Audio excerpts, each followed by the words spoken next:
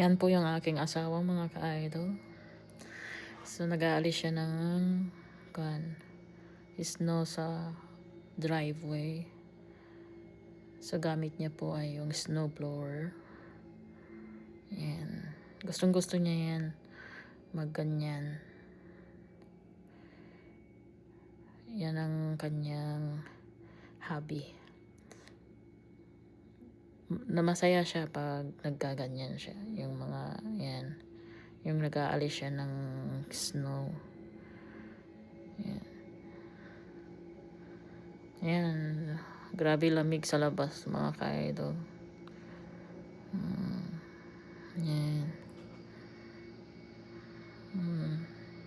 Di ba?